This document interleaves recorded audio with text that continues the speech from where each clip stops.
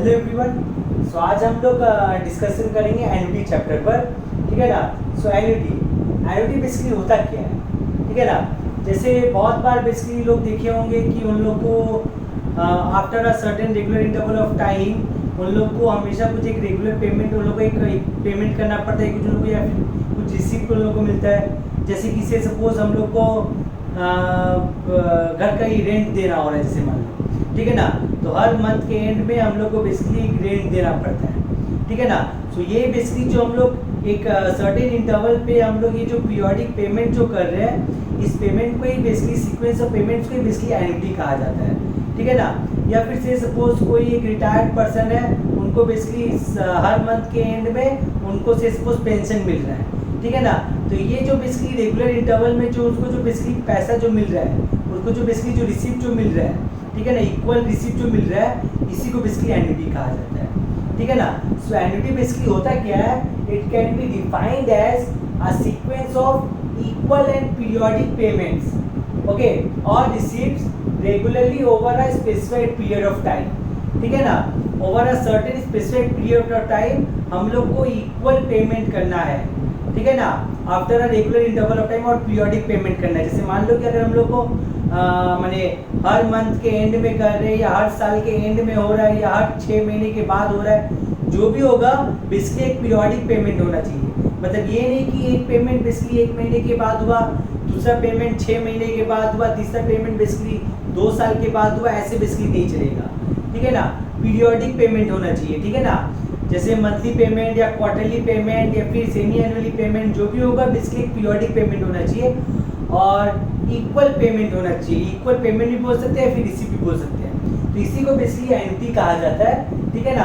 सो annuity का एक special case है, अगर ये स्पेसिफिक पीरियड ऑफ टाइम तक ना जाके लाइफ लॉन्ग तक बेसिकली अगर चले, तब हम लोग बेसिकली इसको परपेचुइटी कहते हैं, ठीक है ना, जिसको हम लोग डिस्कशन बाद में करेंगे, ठीक है ना। सो फिलहाल बेसिकली एन्युटी क्या होता है, एन्युटी बेसिकली हम लोग एक रेगुलर इंटरवल ऑफ टाइम पर, ठीक है ना, एक रेगुलर इंटरवल ऑफ टाइम तक हम लोग एक पीरियोडिक पेमेंट कर रहे हैं, इक्वल एंड पीरियोडिक पेमेंट कर रहे हैं। इस सीक्वेंस ऑफ पेमेंट को बेसिकली एन्युटी कहा जाता है, ठीक है ना। सो एन्युटी जो है ये बेसिकली बहुत सारे टाइप का हो सकता है। मेनली हमारे हम लोग के काम में बेसिकली 3 टाइप का एन्युटी है, ठीक है ना। पहला जो आया ये तो बेसिकली आया ऑर्डिनरी एन्युटी आया, ठीक है ना। ऑर्डिनरी एन्युटी को हम लोग रेगुलर एन्युटी के नाम से भी बुलाते हैं, ठीक है ना। ऑर्डिनरी एन्युटी को हम लोग रेगुलर एन्युटी के नाम से भी बुलाते हैं। दूसरा जो आया वो बेसिकली आया एन्युटी ड्यू, एन्युटी ड्यू भी बोल सकते हैं, या फिर हम लोग इसको इमीडिएट एन्युटी भी बोल सकते हैं, ठीक है ना। दो में से किसी एक नाम से बुलाया जा सकता है, एन्युटी ड्यू या फिर इमीडिएट एन्युटी के नाम से भी बुलाया जा सकता है। और तीसरा जो होता है वो बेसिकली होता है परपेचुइटी होता है, ठीक है ना। इस तरीके से 3 टाइप का हो सकता है एन्युटी। तो सबसे पहले अगर हम लोग ऑर्डिनरी एन्युटी का बात अगर करें, सो ऑर्डिनरी एन्युटी क्या होता है। ऑर्डिनरी एन्युटी एक ऐसा एन्युटी है जिसमें हम लोग पेमेंट जो है वो बेसिकली पीरियड के एंड में कर रहे हैं। जैसे कि से सपोज हम लोग का एनुअल पेमेंट है, तो पहला जो पेमेंट होगा वो बेसिकली फर्स्ट ईयर के एंड में होगा, दूसरा जो पेमेंट होगा वो सेकेंड ईयर के एंड में होगा, थर्ड जो पेमेंट है बेसिकली वो थर्ड ईयर के एंड में होगा, एंड सो ऑन, ठीक है ना। सो ऑर्डिनरी एन्युटी में बेसिकली क्या होता है, ऑर्डिनरी एन्युटी में पेमेंट जो होते हैं ये basically at the end of the period होता है, ठीक है ना। पेमेंट जो ये basically at the end of the period होता है, ठीक है। जैसे कि से सपोज अगर हम लोग का मंथली पेमेंट है, ठीक है ना, तो पहला पेमेंट जो वो फर्स्ट मंथ के एंड में होगा, दूसरा पेमेंट जो सेकेंड मंथ के एंड में होगा, तो ये बेसिकली ऑर्डिनरी एन्युटी होता है। जबकि इमीडिएट एन्युटी क्या होता है, इमीडिएट एन्युटी या फिर एन्युटी ड्यू बोलो, इसमें हम लोग को पीरियड की स्टार्टिंग में पे करना पड़ता है। जैसे कि एक पेमेंट हम लोग अभी करेंगे, सेकेंड पेमेंट हम लोग फर्स्ट ईयर के एंड मतलब इसकी सेकेंड ईयर की स्टार्टिंग में करेंगे, थर्ड पेमेंट जो वो सेकेंड ईयर के एंड मतलब इसकी थर्ड ईयर की स्टार्टिंग में पे करेंगे, फोर्थ पेमेंट फोर्थ ईयर की स्टार्टिंग में पे करेंगे, एंड सो ऑन, ठीक है ना। तो कंपेयर टू ऑर्डिनरी एन्युटी जहाँ पे हम लोग इसकी at the end of the period हम लोग पेमेंट कर रहे हैं, एन्युटी ड्यू में क्या होता है, इसमें हम लोग जो पेमेंट करते हैं वो हम लोग at the start of the period करते हैं, ठीक है ना। इसमें हम लोग basically payment at the start of the period करते हैं, ठीक है ना। जबकि परपेचुइटी जो है, परपेचुइटी बेसिकली एन्युटी का एक स्पेशल केस है, ये सब जो है ना, ये बेसिकली एन्युटी ड्यू या फिर ऑर्डिनरी एन्युटी जो है एक स्पेसिफाइड पीरियड ऑफ टाइम के लिए होता है। जैसे कि से सपोज ये दोनों बेसिकली 8 इयर्स के लिए है, लेकिन परपेचुइटी जो है ये बेसिकली लाइफ लॉन्ग तक हम लोग को पेमेंट करता रहना पड़ेगा, या फिर लाइफ लॉन्ग तक हम लोग को रिसीव मिलता रहेगा। जैसे कि से सपोज पेंशन का जैसे केस है, या फिर से सपोज अगर LIC का जैसे केस है, हम लोग को प्रीमियम भरना है, तो लाइफ लॉन्ग तक हम लोग को प्रीमियम भरना है, तो वो बेसिकली परपेचुइटी का केस हो गया है, ठीक है ना।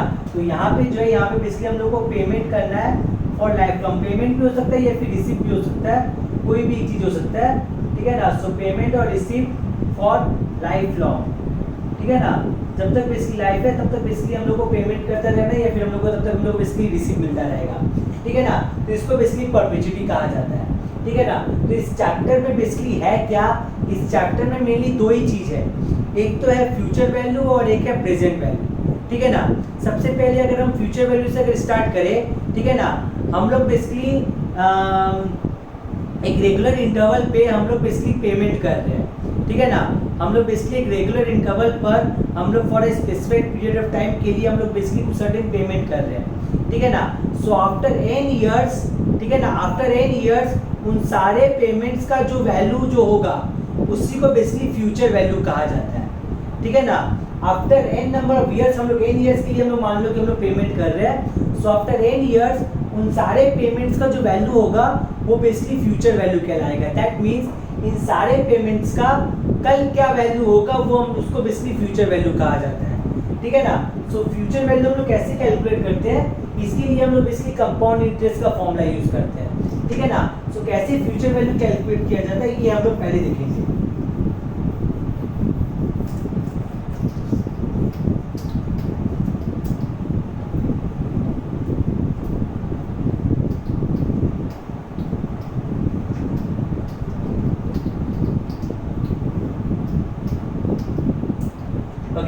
सो फ्यूचर वैल्यू सबसे पहले हम लोग ऑर्डिनरी एन्युटी का देखते हैं, ठीक है ना। So future value of an ordinary annuity, ठीक है ना। Future value of an ordinary annuity, ordinary annuity मतलब इसकी क्या हो गया कि हम लोग जो पेमेंट जो कर रहे हैं वो बेसिकली पीरियड के एंड में कर रहे हैं, ठीक है ना। फॉर द टाइम बीइंग हम लोग लेके चलते हैं कि हम लोग जो पेमेंट जो कर रहे हैं वो बेसिकली हम लोग का ईयरली पेमेंट है, ठीक है ना। अगर क्वार्टरली पेमेंट या फिर सेमी एनुअली पेमेंट या फिर मंथली पेमेंट अगर हुआ तो हम लोग को वही सब चेंजेस करना पड़ेगा जैसे हम लोग बेसिकली कंपाउंड इंटरेस्ट चैप्टर में देखे थे, ठीक है ना। तो एक future value of an ordinary annuity का जो फॉर्मूला जो है ये बेसिकली कंपाउंड इंटरेस्ट के फॉर्मूला से ही आता है। कंपाउंड इंटरेस्ट में बेसिकली अमाउंट का जो फॉर्मूला था ना, a = p × 1 + i whole to the power n। So basically इसी फॉर्मूला से हम लोग ये फ्यूचर वैल्यू का फॉर्मूला निकालेंगे, जहाँ पर i जो है ये बेसिकली r/100 होता है। r है रेट ऑफ इंटरेस्ट, ठीक है ना, r है रेट ऑफ इंटरेस्ट, तो r/100 करने पे जो मिलेगा उसको हम लोग बेसिकली i से रिप्रेजेंट करते हैं, ठीक है ना। So future value of an ordinary annuity that means n years बाद इन सारे पेमेंट्स का क्या वैल्यू होगा, ठीक है ना, टुगेदर विद इंटरेस्ट, वो बेसिकली मेरा फ्यूचर वैल्यू कहलाता है, ठीक है ना। तो future value of an ordinary annuity क्या हो जाएगा, पहला पेमेंट जो हम लोग कर रहे हैं वो बेसिकली लोग फर्स्ट ईयर के एंड में कर रहे हैं, ठीक है ना। से सपोज p है मेरा एन्युटी है, माने ये हम लोग बेसिकली पेमेंट कर रहे हैं, ठीक है ना, और n है नंबर ऑफ ईयर्स, माने कितने ईयर्स के लिए बेसिकली पेमेंट कर रहे हैं वो मान लो कि n है, ठीक है ना। तो पहला जो पेमेंट किए वो तो हम लोग बेसिकली फर्स्ट ईयर के एंड में किए, दैट मीन्स उस पर्टिकुलर अमाउंट पर सिर्फ n-1 ईयर्स का इंटरेस्ट कैलकुलेट होगा, क्योंकि एक ईयर तो ऑलरेडी चला जा हो चुका है, ठीक है ना। एक ईयर ऑलरेडी स्पेंड हो चुका है, हम लोग फर्स्ट ईयर में हम लोग कुछ नहीं किए, फर्स्ट ईयर के एंड में जाके हम लोग पहला पेमेंट कर रहे हैं, मतलब एक ईयर तो ऑलरेडी बीत गया है ना। तो जो एक ईयर बीत गया उसमें तो कोई इंटरेस्ट मिलेगा नहीं, क्योंकि हम लोग कुछ पैसा जमा किए नहीं थे। तो इसीलिए जो फर्स्ट जो पेमेंट होगा उस पर सिर्फ बाकी का बचा हुआ n-1 ईयर्स का खाली बस इंटरेस्ट कैलकुलेट होगा। सो दैट मीन्स क्या हो जाएगा, ये यूजुअली p यूज नहीं होता है एन्युटी के लिए, यूजुअली हम लोग एन्युटी के लिए हम लोग a यूज करते सिंपल, ठीक है ना। सो बेसिकली वहाँ पे जो p जो था प्रिंसिपल वो बेसिकली यहाँ पे एन्युटी का काम करेगा, ठीक है ना। सो फ्यूचर वैल्यू पहला जो पेमेंट जो किए उस पर सिर्फ n-1 ईयर्स का इंटरेस्ट कैलकुलेट होगा, क्योंकि हम लोग फर्स्ट ईयर के एंड में पे कर रहे हैं। सिमिलरली जो दूसरा जो पेमेंट हम लोग कर रहे हैं, ठीक है ना, मतलब दूसरी बार जब हम लोग ये कर रहे हैं वो हम लोग इसकी सेकेंड ईयर के एंड में कर रहे हैं, तो ऑलरेडी 2 ईयर्स पास हो चुका है, तो और n-2 ईयर्स बचा, तो उस पर जो इंटरेस्ट कैलकुलेट होगा वो सिर्फ n-2 ईयर्स के लिए होगा। सो दैट मीन्स क्या हो जाएगा, ये हो जाएगा a into one plus i whole to the power n minus two. ठीक है ना, ये a बेसिकली है एन्युटी है जो हम लोग रेगुलर इंटरवल में जो पेमेंट कर रहे हैं। ठीक है ना, जैसे इस केस में हम लोग ईयरली पेमेंट ले रहे हैं, तो हर साल जो हम लोग पेमेंट जो कर रहे हैं उसको हम लोग a ले रहे हैं, तो उसका हम लोग फ्यूचर वैल्यू बेसिकली कैलकुलेट कर रहे हैं। अब थर्ड पेमेंट जो हम लोग करेंगे वो बेसिकली हम लोग थर्ड ईयर के एंड में करेंगे। So that means 3 years already बीत चुका है और बचा n minus 3 years. So third payment में जो इंटरेस्ट कैलकुलेट होगा वो सिर्फ n माइनस 3 इयर्स के लिए होगा। सो क्या हो जाएगा, ये हो जाएगा a into one plus i whole to the power n minus 3 ऐसा आ जाएगा। इस तरीके से चलते जाएगा, कहाँ तक जाएगा, जब हम लोग इसकी लास्ट पेमेंट करेंगे। लास्ट पेमेंट मतलब इसकी nth पेमेंट जो करेंगे वो हम लोग n ईयर्स के बाद पेमेंट करेंगे। तो n ईयर्स के बाद पेमेंट कर रहे हैं तो उसका फ्यूचर वैल्यू तो कुछ होगा नहीं, उसका तो कुछ अमाउंट मिलेगा नहीं। ठीक है ना, हम लोग उसको n ईयर्स के n में बेसिकली पे कर रहे हैं, तो उसका जो वैल्यू है बेसिकली वो a का a रह जाएगा। सो ऐसा ये कुछ आया। ठीक है ना, अब ये क्या है, ये बेसिकली जीपी में है। अगर हम ध्यान से अगर देखें तो बेसिकली जीपी में है। ठीक है ना, हम लोग इसको उल्टा करके लिखते हैं। ठीक है ना, मतलब लास्ट टर्म को पहले लिखते हैं a, फिर उसके बाद आएगा a into one plus i, उसके बाद आएगा a into one plus i का होल स्क्वायर, ऐसे बेसिकली चलते जा रहा है up to a into one plus i whole to the power n minus one. ऐसा बेसिकली है। तो ये देख सकते हैं कि बेसिकली ये जीपी में है, जिसका फर्स्ट टर्म है a और कॉमन रेशियो वन प्लस आई। सो अगर हम जीपी का सम का फॉर्मूला अगर लगाए, क्या था जीपी का सम का formula, h is equal to a into r to the power n minus one by r minus one. ऐसा समथिंग कुछ फॉर्मूला था। तो ये फॉर्मूला अगर हम यहाँ पे यूज करें, a बेसिकली फर्स्ट टर्म है जो कि यहाँ पर मेरा कैपिटल A है, और r है कॉमन रेशियो जो कि इस केस में वन प्लस आई है। So a into one plus i whole to the power n minus one divided by r minus one. So r minus one मतलब one plus i minus one ऐसा आ जाएगा। So one one का term तो cancel out हो गया। That means क्या आ गया, ये सिंपली आ गया a by i whole multiplied by one plus i whole to the power n minus one. So ये जो हो गया, ये future value of an ordinary annuity का फॉर्मूला हो गया। ठीक है ना, ये future value of an ordinary annuity का फॉर्मूला हो गया। जहाँ तक बात है एन्युटी ड्यू का या फिर इमीडिएट एन्युटी का जहाँ तक बात है, ठीक है ना, तो उसका जब फ्यूचर वैल्यू जब निकालने के लिए बोलेगा तो उसका फ्यूचर वैल्यू क्या हो जाएगा, future value of annuity due. तो जस्ट इसके साथ एक वन प्लस आई वाला टर्म मल्टीप्लाई हो जाएगा। ठीक है ना, सो एन्युटी ड्यू का जब केस होगा, मतलब हम लोग बेसिकली स्टार्टिंग में पेमेंट कर रहे हैं, मतलब जो फर्स्ट पेमेंट जो बेसिकली वो अभी कर रहे हैं, तो मतलब उसमें basically instead of n minus one years उस पे n ईयर्स का इंटरेस्ट कैलकुलेट होगा। तो क्या हो जाएगा, पहला पेमेंट के लिए ये हो जाएगा a into one plus i whole to the power n ऐसा हो जाएगा, क्योंकि फर्स्ट पेमेंट तो हम लोग फर्स्ट ईयर की स्टार्टिंग में पे कर रहे हैं ना, तो उसके इसमें n ईयर्स का बेसिकली इंटरेस्ट कैलकुलेट होगा। ठीक है ना, सेकेंड पेमेंट जो कर रहे हैं वो हम लोग बेसिकली फर्स्ट ईयर के एंड में कर रहे हैं, मतलब एक ईयर ऑलरेडी बीत चुका है, तो जो सेकेंड पेमेंट जो करेंगे उसमें सिर्फ n माइनस वन ईयर्स का इंटरेस्ट कैलकुलेट होगा। तो ये हो जाएगा a into one plus i whole to the power n minus one, फिर उसके बाद a into one plus i whole to the power n minus two. ऐसे बेसिकली चलते जाएगा। कब तक जाएगा, जब तक हम लोग लास्ट पेमेंट करेंगे। तो लास्ट पेमेंट हम लोग कब करेंगे, nth ईयर के स्टार्टिंग में पे करेंगे। तो nth ईयर के स्टार्टिंग में पे कर दे रहे हैं, तो उस पे एक साल का इंटरेस्ट कैलकुलेट हो जाएगा। तो हो जाएगा a इंटू वन प्लस आई। तो देख सकते हैं दोनों बेसिकली सेम फॉर्म में है, जस्ट इसमें बेसिकली वन प्लस आई का टर्म एक्स्ट्रा है। तो जहाँ तक बात है फॉर्मूला का, दोनों का फॉर्मूला सेम रहेगा, जस्ट एक एक्स्ट्रा एक वन प्लस आई का टर्म हो जाएगा। सो दैट मीन्स क्या हो जाएगा, एन्युटी ड्यू का फ्यूचर वैल्यू इज सिंपली हो जाएगा a into one plus i whole divided by i multiplied by one plus i whole to the power n minus one. तो जब एन्युटी ड्यू का जब केस होगा तब एक्स्ट्रा में ये एक वन प्लस आई वाला टर्म आ जाएगा। तो ये जो हो गया ये बेसिकली एन्युटी ड्यू का फ्यूचर वैल्यू हो गया है। ठीक है ना, तो इस तरीके से हम लोग basically annuity future value calculate कर सकते हैं। जहाँ तक बात है परपेचुइटी का, जो कि हम लोग उसको लाइफ लॉन्ग तक पे कर रहे हैं, तो उसका बेसिकली कोई फ्यूचर वैल्यू नहीं होता है। ठीक है ना, वो तो हम लोग लाइफ लॉन्ग तक पे कर रहे हैं ना, उसका बेसिकली कोई एंड है नहीं। जब तक लाइफ है तब तक बेसिकली हम लोग को पेमेंट करते रहना है, या फिर तब तक हम लोग को बेसिकली रिसीव मिलेगा। इसलिए परपेचुइटी का फ्यूचर वैल्यू बोल के कुछ नहीं होता है। ठीक है ना, नेक्स्ट जो इसमें बेसिकली चैप्टर में जो आता है वो आता है बेसिकली प्रेजेंट वैल्यू आता है।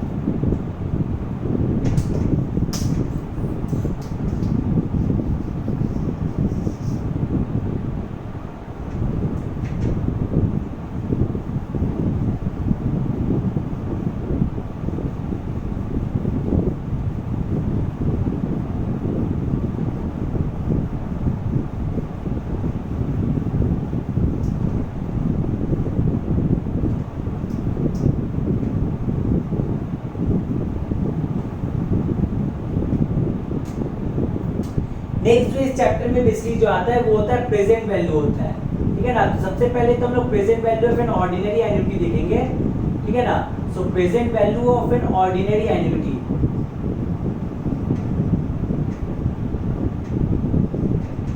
सो प्रेजेंट वैल्यू जिसको नॉर्मली हम लोग V से रिप्रेजेंट करते हैं। एनीवे सो प्रेजेंट वैल्यू क्या है, फ्यूचर वैल्यू तो था कि बेसिकली उसका वैल्यू n ईयर्स के बाद में क्या होगा, ठीक है ना।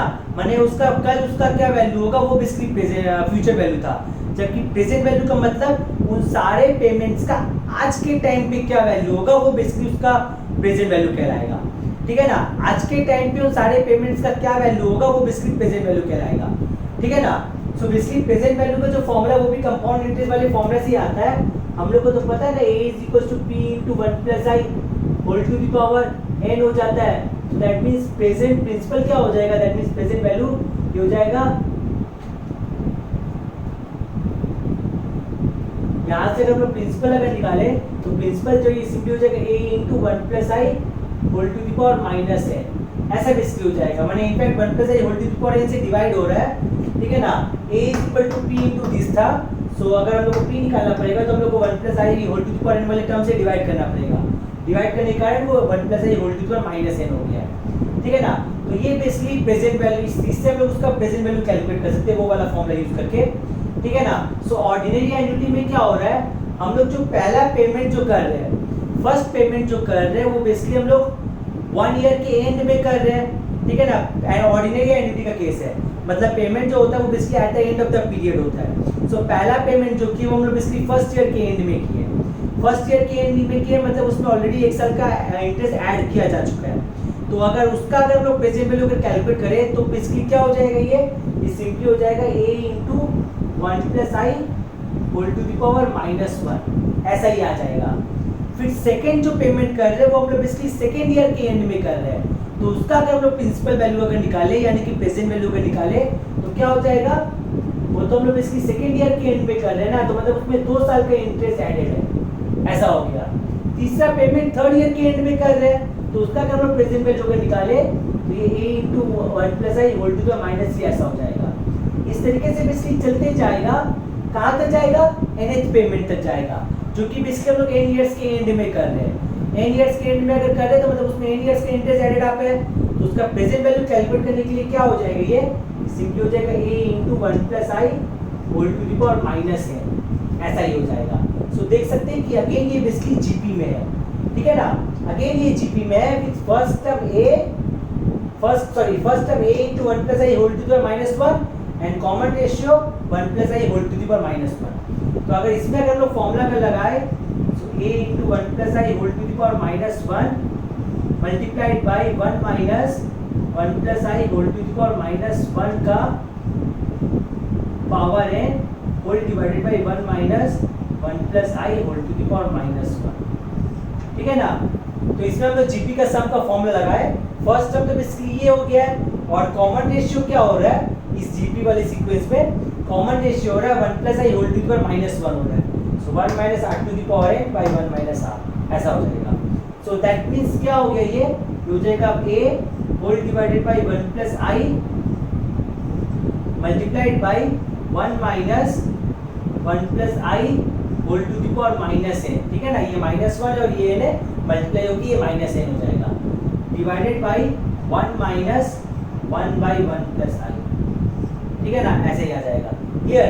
तो अगर हम इस 1 + i को अंदर ले जाके अगर मल्टीप्लाई कर दे तो क्या हो जाएगा, ये हो जाएगा a whole into 1 - 1 + i whole to the power -n divided by 1 × 1 + i, तो 1 + i हो गया -1, सो 1 1 का टर्म कैंसिल आउट हो गया, ठीक है ना। 1 1 का टर्म कैंसिल आउट हो गया, सिंपली क्या आ गया, ये सिंपली हो गया a/i multiplied by 1 + i whole to the power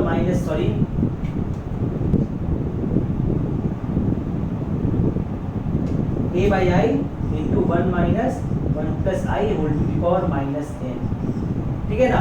so ये बेसिकली हो गया ऑर्डिनरी एन्युटी का प्रेजेंट वैल्यू, ये हो गया ऑर्डिनरी एन्युटी का प्रेजेंट वैल्यू। सिमिलरली अगर हम लोग एन्युटी ड्यू का प्रेजेंट वैल्यू अगर कैलकुलेट करें, ठीक है ना, सो एन्युटी ड्यू का अगर हम लोग प्रेजेंट वैल्यू अगर कैलकुलेट करें तो क्या आ जाएगा, ये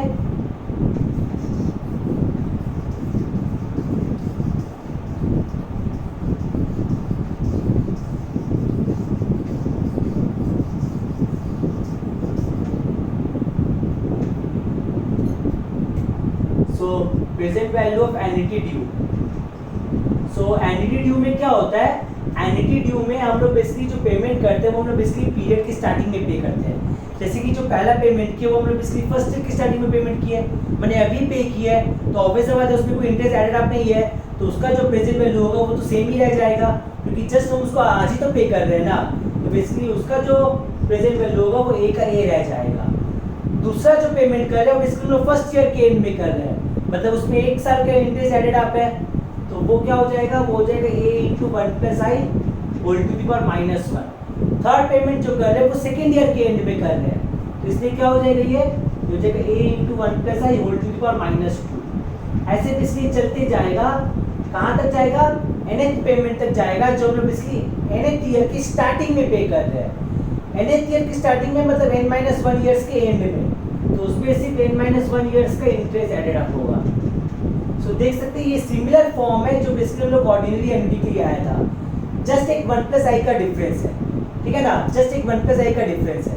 तो इसका जब हम लोग सम निकालेंगे तो इसका सम जो है वो सिमिलर फॉर्म में आएगा, जस्ट एक एक्स्ट्रा में 1 प्लस आई का टर्म मल्टीप्लाई हो जाएगा।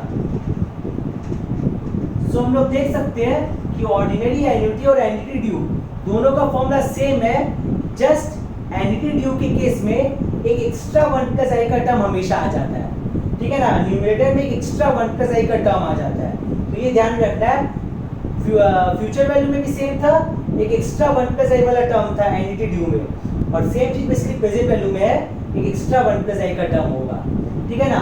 तो इस तरीके से हम लोग बेसिकली ऑर्डिनरी एन्युटी और एन्युटी ड्यू का हम लोग प्रेजेंट वैल्यू कैलकुलेट कर सकते हैं। सिमिलरली परपेचुइटी का भी प्रेजेंट वैल्यू हो सकता है,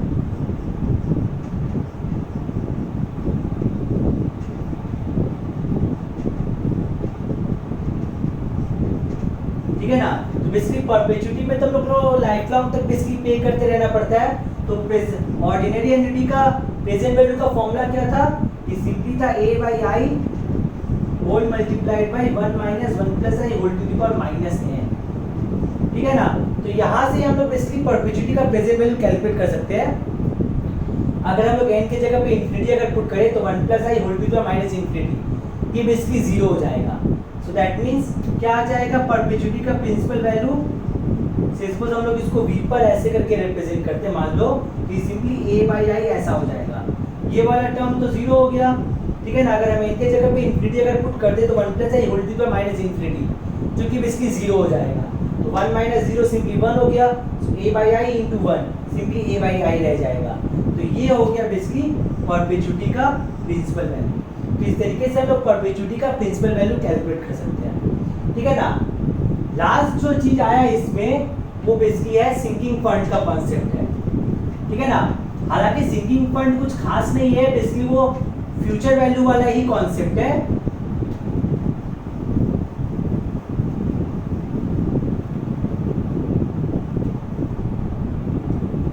लास्ट जो टॉपिक इसमें आ रहा है वो है बेसिकली सिंकिंग फंड का है। तो सिंकिंग फंड जो है वो कुछ अलग चीज नहीं है, sinking fund basically future value का ही चीज है, ठीक है ना। सो बेसिकली सिंकिंग फंड क्या होता है, सिंकिंग फंड सिंपली है कि फ्यूचर में कोई काम के लिए, कोई स्पेसिफिक काम के लिए हम लोग बेसिकली अभी पैसा जमा कर रहे हैं, ठीक है ना।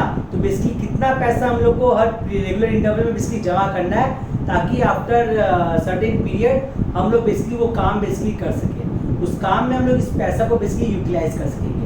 जैसे से सपोज हम अगर एक इंडस्ट्री चला रहे हैं, ठीक है ना, एक इंडस्ट्री चलाने के लिए से सपोज मेरा एक मशीन यूज हो रहा है, ठीक है ना, लेकिन इस मशीन का तो एक लाइफ टाइम है और इस मशीन का बेसिकली कॉस्ट भी है।